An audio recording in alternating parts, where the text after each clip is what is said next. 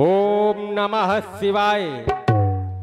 नागेंद्र हाराय त्रिलोचनाय, भस्मांगरा गाय महेश्वराय, नित्याय शुद्धाय दिगंबराय, तस्मै नकाराय नमः शिवाय। मंदाकिनी सलिल चंदन चर्चिताय, नंदीश्वर प्रमुख नाथ महेश्वराय, मंदार पुष्प बहु पुष्प सुपूज्यताय, तस्मै मकाराय नमः शिवाय। शिवाय गौरी बजनाब्द वृंद सूर्याय, दक्षाध्वर नासिकाय, श्री नीलकंठाय वृषध्वजाय, तस्मै शिकाराय नमः शिवाय। वशिष्ठ कुमोद भव गौतमार्य, मुनीन्द्र देवार्चित शेखराय, चंदार्क वैश्वानर लोचनाय, तस्मै वकाराय नमः शिवाय। यक्ष स्वरूपाय, जटाधराय, पिनाक हस्ताय सनातनाय, दिव्याय देवाय दिगंबराय, तस्मै यकाराय नमः शिवाय। जय शक्तिशाली महेश, जय प्रिया पुत्रम गौरी गणेश, जय शक्तिशाली महेश, जय गंगेधर, जय शशिधर, जय पिनाकीधर, जयति जयति जय जय भोले शंकर, हारो हारो हारो। भोलेनाथ, आज आपकी समाधि में सहसा मग्न था, परंतु आज मेरी ये साधना भंग क्यों हो गई? क्या कारण है गुरुदेव? ये आज शांति में भ्रांति सहसा हुई क्यों? ये अंधेरी दिशाओं में छा गई क्यों? क्यों अचानक हुआ ध्यान भंग मेरा? कहाँ वह चल सा गया ये सूची सपेरा? कि शेष तुम झेल हुए से जा रहे हो, या त्रिलोकी कोई प्रलय दृश्य दिखला रहे हो, या भृगुराम तुमने फिर परस को उठाया, या विधो विष्णु ने वो सारंग चढ़ाया? अरे अब नहीं धीर मुझसे धरा जा रहा है, ये हृदय क्रोध से भरा जा रहा है। क्यों मेरी लगी भुजाएं फड़कने, ये लगी इंद्रियां क्रांति के गीत गाने? क्या कारण है गुरुदेव? या क्या आज ये रक्त काली महाकाली कपाली का खप्पर रक्त से रक्त अथवा खून से खाली हो गया? या फिर ये भगवान भास्कर की प्रभा संसार को प्रभावित करने वाली वो किरणें प्रभावहीन हो गई? या फिर भोलेनाथ, आज आपने तीसरा नेत्र खोल करके ये तांडव नृत्य करने का विचार किया है? या फिर आज भगवान भास्कर की वो पावन किरणें संसार को प्रभावित करने वाली प्रभावहीन हो गई? क्या कारण है? ये कौन कहता उठो बाण, कौन कहता है बाणेश जागो? अरे ये जागो शब्द कहाँ से आया? अरे ये किसकी मैया ने वो छैया जाया? पर ये जागो शब्द कहाँ से आया? ये कौन कहता है उठो बाण इस पृथ्वी पर या भीषण क्रांति मचाने को? फिर मेरी ये क्यों भुजाएं फड़क रही इस पृथ्वी पर कौतुक दिखाने को? ये क्या कारण है भोलेनाथ? आज आकाश मार्ग से गड़गड़ाहट कैसी? ये कौन जा रहा? ये जाता किसका विमान? अरे भोले कर दो ये शक्ति प्रदान, हाथों में लेकर ये धनुष बाण कर दूं खांडो खांडो अभिमान। पर ये जाता किसका विमान? ये जाता किसका विमान? ओह पुष्पक विमान। ये पुष्पक विमान तो सिर्फ लंकाधिपति लंकेश के पास है। ये दुष्ट जहां भी जाएगा निश्चित ही उपद्रव मचाएगा। सावधान सावधान सावधान लंकेश, देख मैं अभी देख रहा हूं तू कहाँ जा रहा है, मुझे विदित कराओ। मेरे जीवन के आराध्य गुरुदेव भोलेनाथ, आज ये लंकाधिपति लंकेश कहाँ जा रहा है? ओम नमः शिवाय, ओम नमः शिवाय, ओम नमः शिवाय। बस विदित हुआ, अरे हो रहा स्वयंवर सीते का, उस मिथिलापुर की राजधानी में आने का हुआ विचार, इस लंका पति अभिमानी में। अरे अगर वहां नहीं मैं जाऊंगा तो ये निश्चित ही उपद्रव मचाएगा, और ये मत से मतवाला रावण मनमानी कर दिखलाएगा। सावधान सावधान है लंकाधिपति, अरे विपरीत नहीं चलने दूंगा। अपने होते बंधु सीरथ ध्वज का अपमान नहीं होने दूंगा। विराजे है त्रिभुवन नाथ, वहां उनका शुभ दर्शन होगा। मिथिलेश राजगुरु भाई हैं, उनसे भी प्रेम मिलन होगा। करूं प्रस्थान मिथिला को, यही आज्ञा पुरारी की, न मेटूंगा कभी भी मैं ये सुआयुष गंगाधारी की। दशानन के आनंद को वहां जाकर मोड़ूंगा, और यदि बनानार्थी वो तो पछाड़ूंगा ना छोड़ूंगा। मिथिला पहुंचकर सुरों के सब दर्श पाऊंगा। जनक की रंगशाला में सुमन सुशोभित चाहूंगा। बाम विश्वनाथ, बाम विश्वनाथ, बाम हारो हारो, बाम विश्वनाथ।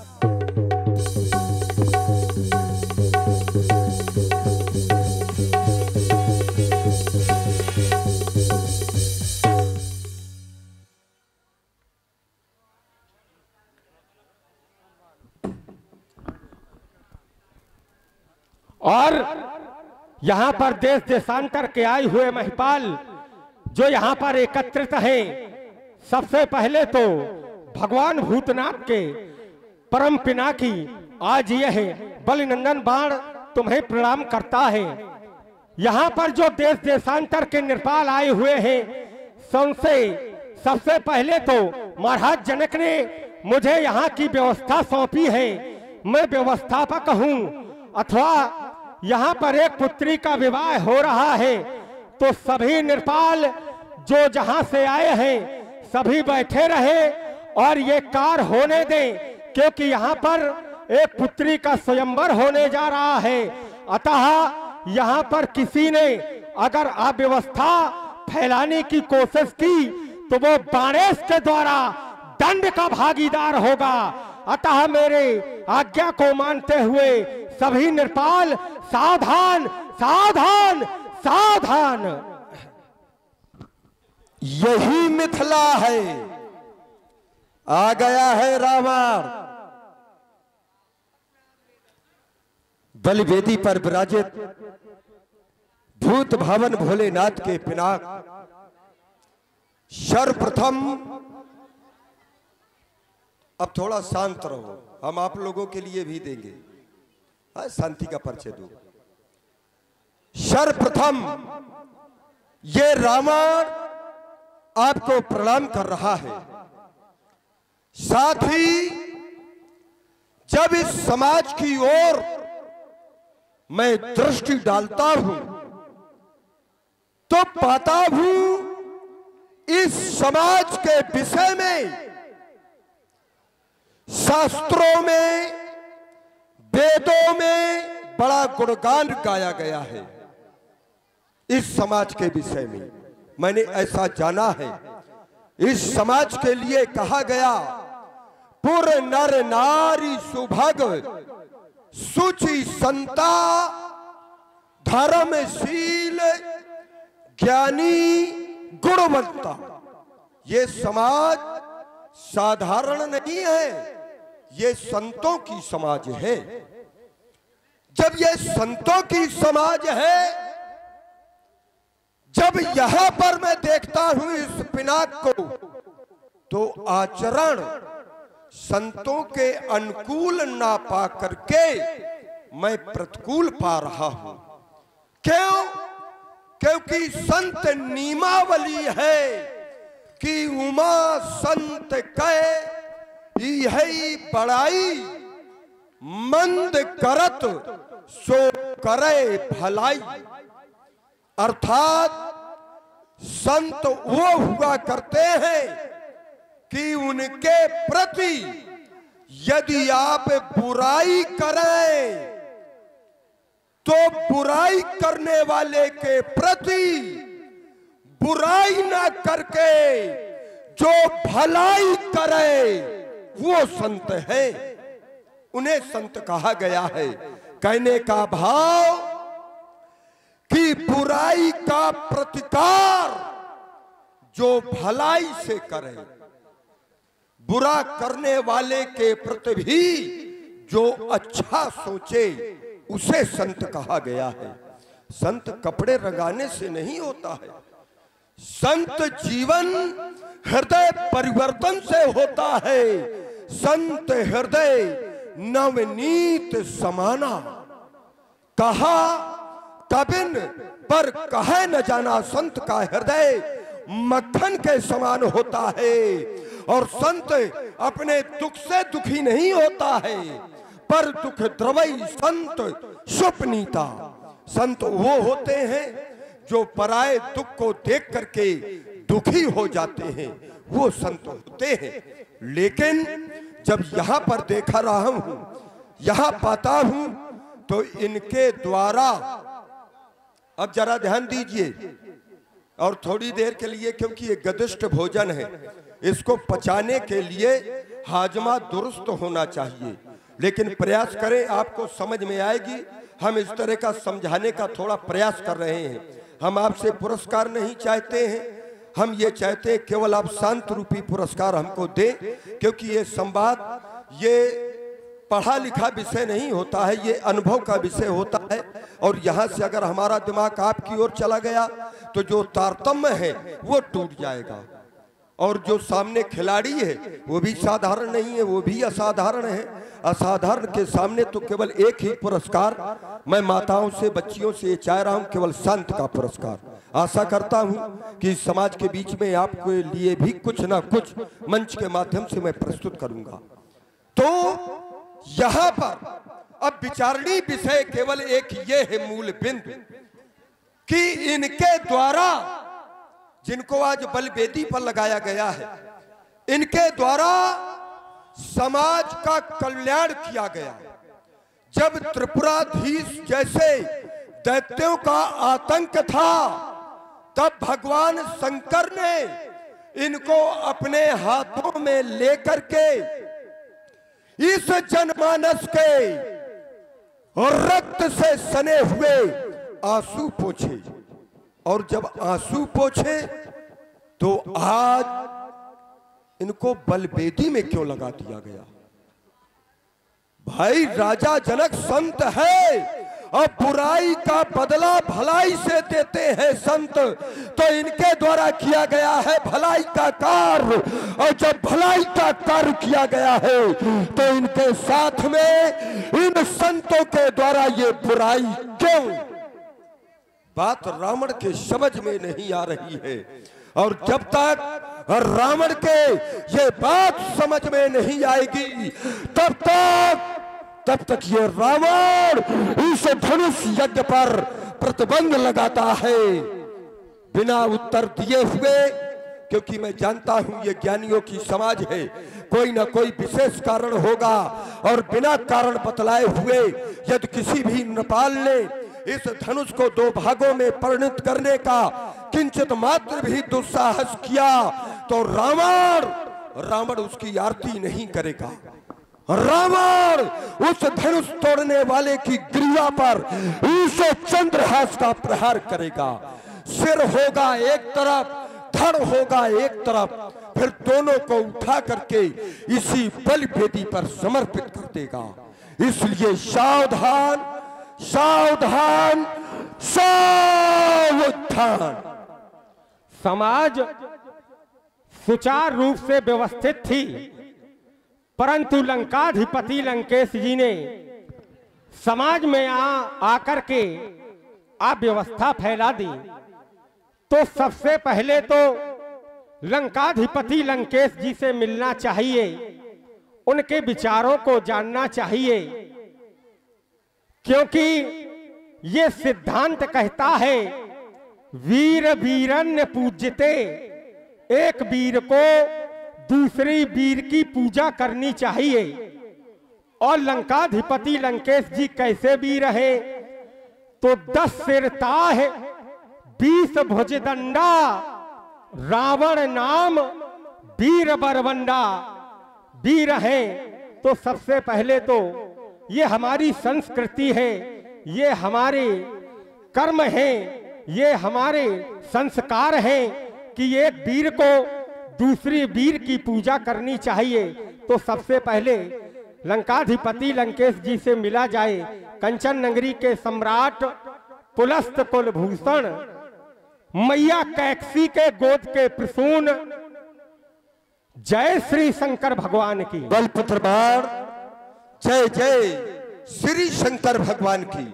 सभा के मध्य में तुमने हमारे विचारों को सुना होगा। हमारे विचार आपको अच्छे लगे होंगे, ये हमें विश्वास है। कुछ अच्छे भी लगे और कुछ अच्छे नहीं लगे। हमारे विचार अच्छे नहीं लगे? नहीं लगे। अगर अच्छे नहीं लगे तो क्यों अच्छे नहीं लगे? वही बतला रहे हैं।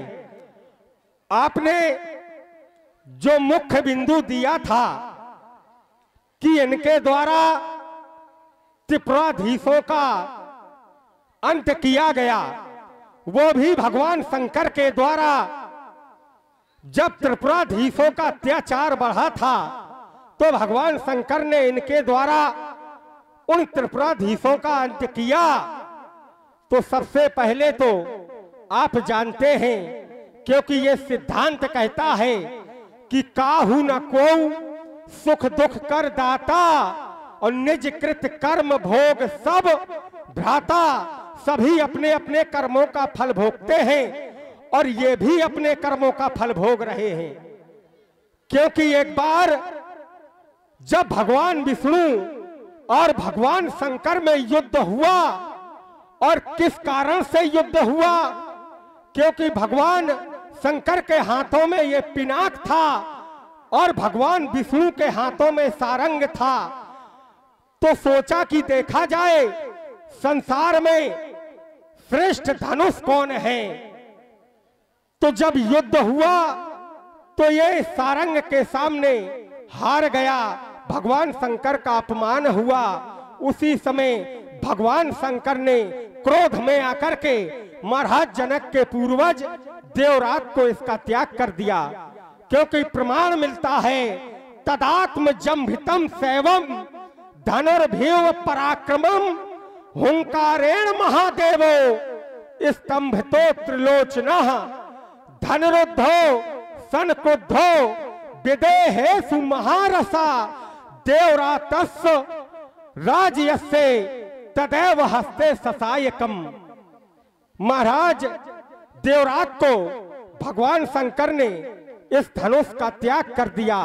तो आप चिंतन करें, जो भगवान शंकर के हाथों से छूट जाता है वो फिर संसार में आकर के टूट जाता है। इसी का परिणाम है कि विमल वेद का रुचिर समारी आज ये विमल वेद का पर स्थापित किए गए हैं। ये अपने कर्मों का सभी जीव फल भोगते हैं। और आपने जनक के विषय में भी सुंदर संतों की महिमा बताई कि कोमल चित दीनन पर दाया, मन बच क्रम मम भगत यमाया। ये समदम नियम नीत नहीं डोले। और ध्यान दें, सुन रहे हैं सुंदर प्रस्तुति दोनों महान विद्वान कलाकारों के द्वारा प्रभावित हुए हैं हमारे आदरणीय रामचरण भैया जी। उनकी तरफ से ये 51 रुपए राम चाहे भैया जी, माफ करें, राम चाहे भैया जी, उनकी तरफ से 92 और दशानंद जी के लिए बहुत बहुत धन्यवाद। समदम नियम नीत नहीं डोले, परस वचन कबहू नहीं बोले। वो संत है जो कभी भी कटु बाकी वाणी का प्रयोग नहीं करता है। और आपने एक बात और कही थी कि संत के द्वारा ये कार्य किया जाए, क्योंकि महाराज जनक है संत, उनका ज्ञान कैसा है? जासु ज्ञान रवि भाव निसिनासा। जिस प्रकार से सूर्य के उदय होने से रात्रि का अंधकार दूर हो जाता है। ऐसा है महाराज जनक का ज्ञान। तो आप जानते भी हैं कि इस धनुष में महात्मा दधीच के प्राण है, एक संत के प्राण है। तो एक संत की महिमा को संत ही समझ सकता है। इसलिए महाराज जनक के द्वारा जो यहाँ पर कार्य हो रहा है उनकी मुक्ति की जा रही है। और आप यहाँ पर जो ये कार्य हो रहा है उसे सुचारू रूप से होने दे। धन्यवाद। कायर को अस्त्र और शस्त्र दे दिए जाए और युद्ध स्थल में भेज दिया जाए। अब वो कायर है तो करेगा क्या? अपने अस्त्र और शस्त्र वहीं छोड़ आएगा और पीठ दिखा करके भगाएगा। क्यों? क्योंकि रण क्षेत्रों में वही लड़ेगा जिसका बड़ा कलेजा है। रण क्षेत्रों में वही लड़ेगा जिसका बड़ा कलेजा है, और बातें उतनी वही करेगा जिसके जितना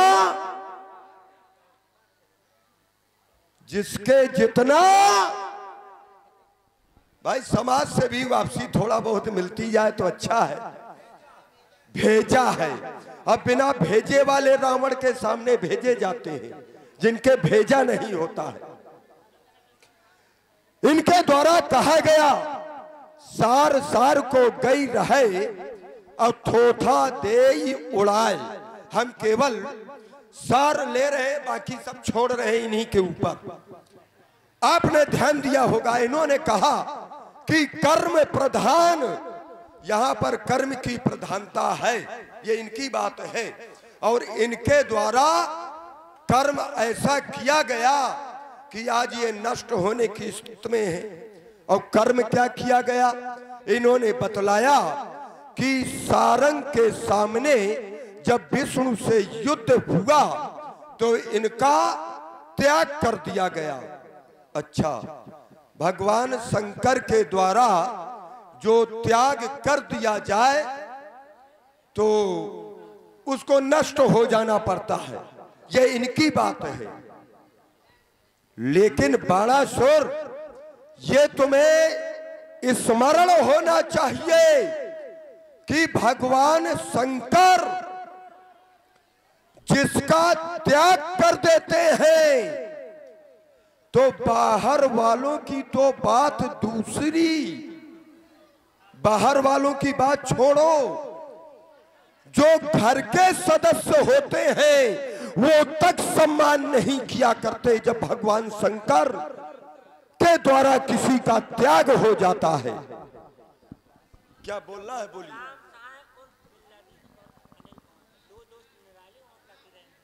बोलिए बोलिए भाई ध्यान दें, दो दोस्त निराले। कौन कौन भैया?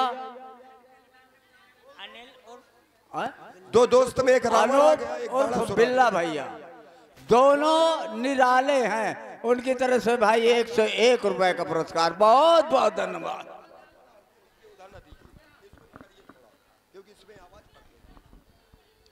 तो जो घर के सदस्य होते हैं, जरा ध्यान दीजिए, जब भगवान शंकर के द्वारा किसी का त्याग कर दिया जाता है तो बाहर वालों की बात छोड़ो, घर के तक सम्मान नहीं दिया करते हैं। जैसे सती का त्याग भगवान शंकर के द्वारा किया गया, और सती के पिता कौन? दक्ष। तो दक्ष त्रास काहू न सन्मानी, किसी ने भी दक्ष के भय से जब सती यज्ञ स्थान में पहुंची तो किसी ने भी सम्मान नहीं किया। तो क्या बहनों ने सम्मान किया? ना। भगनी मिली बहुत मुस्काता, किसी ने ये पूछा भी नहीं बहनों ने सती से कि तुम कैसे आई, क्यों आई, क्या कष्ट, किसी ने नहीं पूछा। क्यों? क्योंकि भगवान शंकर ने सती का त्याग कर दिया था कि यही तन सती भेंट मोहि नहीं। इसीलिए तो सम्मान नहीं मिला, किसी ने पूछा नहीं। लेकिन इनका यदि भगवान शंकर के द्वारा तुम्हारे कहने पर त्याग कर दिया गया था, तो फिर राजा जनक के पुरखा देवरात से लेकर के आज तक आरती कहे उतारते रहे, पूजन क्यों करते रहे? यदि भगवान शंकर के द्वारा ये त्याग है। इतना ही नहीं, एक ये राजा जनक के पुरखा ही नहीं, ये त्रैलोक जो लोक है, ये तीनों त्रैलोक भी इसका पूजन अर्चन बंदन करते रहे। इमे द्वय धनुषी श्रेष्ठ दिव्य लोका भी पूजते। ये लोकों में फिर पूज्य क्यों हुआ? पूज्य नहीं होना चाहिए अगर भगवान शंकर के द्वारा त्याग है। अब रही बात, अगर बाप तुमने कहा कि इनका ये अपराध आए है, अच्छा अगर बाप अपने लड़के का अगर त्याग कर दे तो क्या समाज का ये कर्तव्य बनता है कि उसकी हत्या करा दो? क्यों? मैं इस समाज से जानना चाहता हूं, अगर पिता अपने लड़के का, अपने पुत्र का त्याग कर दे तो क्या समाज का यह कर्तव्य बनता है कि उसकी हत्या करा दे? ये तो भगवान शंकर का धनुष है, क्या राजा जनक के बाप का है? और जब राजा जनक के बाप का नहीं, ये विश्व की धरोहर है, तो फिर ये राजा जनक को ये अधिकार किसने दे दिया कि तुम इसको नष्ट करा दो? किसने अधिकार दिया? क्या ये राजा जनक की बाप की है? और जब बाप की नहीं, ये विश्व की धरोहर है, तो इसमें मेरा भी अधिकार बनता है कि इसकी रक्षा करनी चाहिए, क्योंकि ये भगवान शंकर का धनुष है और भगवान शंकर हमारे गुरु हैं। इसलिए हमारी घोषणा है बालासुर, धनुष कर्षण नहीं होगा, हमारे समर्थन में आ जाओ। और अगर समर्थन में नहीं आओगे तो राजा जनक भी हमारे हाथों मारा जाएगा, और जो भी आएगा सहयोग में वो भी मारा जाएगा। सावधान, ये पुनः हमारी घोषणा। तुम्हारा तो काम ही है, देखत यज्ञ निशाचर धावहि और करहि उपद्रव। और ध्यान दें, आप है राम सहाय भैया बड़ी बकरी की, उनकी तरफ से सुंदर प्रस्तुति पे 51 रुपया प्रदान है। बहुत बहुत धन्यवाद, साधुवाद। जहां भी यज्ञ होते हैं, जहां भी धार्मिक कार्य होते हैं, वहां पर आप विध्वंस मचाते हैं। आपका तो काम ही है, देखत यज्ञ निशाचर धावहि और करहि उपद्रव मुनि दुख पावहि। आप यज्ञों को विध्वंस करते हैं, और यहां भी यज्ञ हो रहा है। धनुष यज्ञ सुन रघुकुल ना था, तो यहां पर भी यज्ञ हो रहा है, और आपका ये काम है कि ध्वज भोजन मख होम सराधा सब ते जाहु करहु तुम बाधा।